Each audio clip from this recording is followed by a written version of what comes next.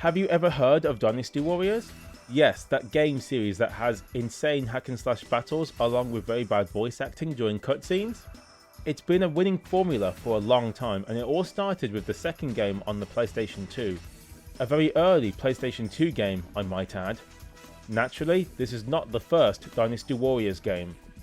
Most people don't talk about it, and no wonder. When you see it, you realise the series went in a completely different direction from the first to the second game. Question is, should you play or replay the first Dynasty Warriors game? Let's find out together. Dynasty Warriors has a strange history. Koei published this and was developed by Omega Force. Koei was known for making historic strategy games. I actually have one of them for the Sega Saturn here, Romance of the Three Kingdoms 5 or Sangokushi 5, since this was not released outside of Japan. This caused quite a stir in the video games industry back in 1996 when they first showed off the game. For Omega Force, this was their first game ever, so you can imagine the pressure on both companies. Anyway, let's see how they did with Dynasty Warriors. This game is a 3D fighting game using weapons and feeling similar to games such as Soul Blade or Soul Edge in Japan and Star Gladiator from Capcom. It even has a historical backdrop, a throwback to its other games. The fighting engine works how you'd expect for a game of its time.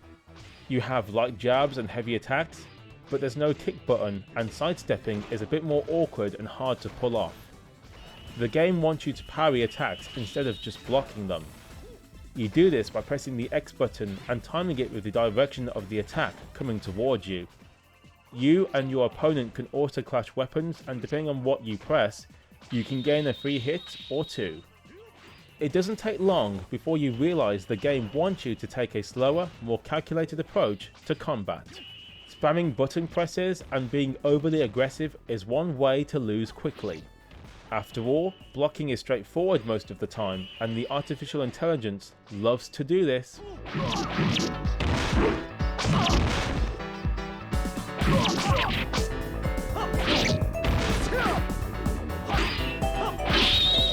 This fighting style was tough for me to adapt to, especially coming from Soul Blade, where the fighting was much more responsive and frenetic.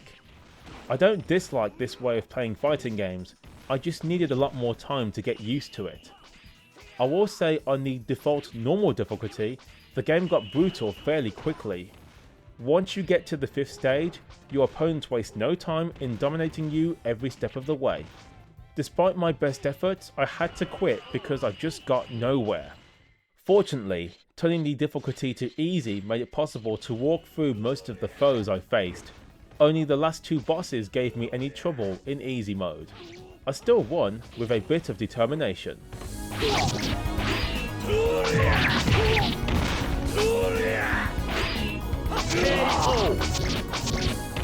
If you do win, you'll get a short cutscene with the character in question. It doesn't really satisfy me though. Nothing interesting really happens, and then we end up back at the title screen. You can unlock 6 additional fighters, but despite playing for 4 hours, I unlocked nobody. At least you folks can work towards that goal if you want. Let's address the graphics and sound next, and this is pretty interesting. The game uses the PlayStation 1's high-res mode at 480i or 576i for the PAL version, and it looks awesome. Very smooth looking with high detail for the character models.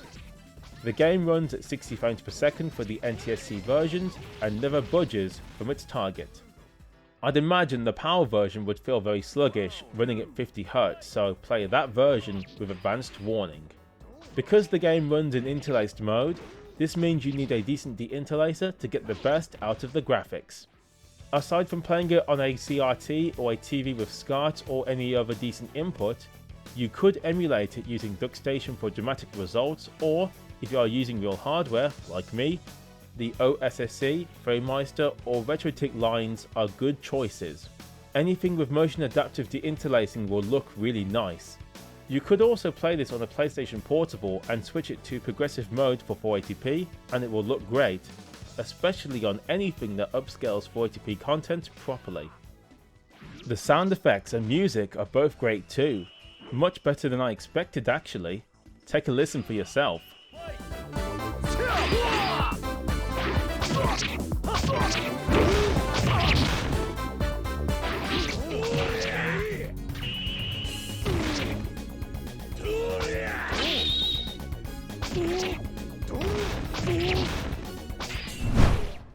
Ultimately, Dynasty Warriors is a decent stab at the 3D fighting game genre. It is hindered by inexperience on the developer's part, and the fact that other games such as Soul Blade were already much better gameplay wise. Dynasty Warriors fights back with higher res graphics, good music, and a decent fighting engine that's hard to master but satisfying to watch when everything clicks.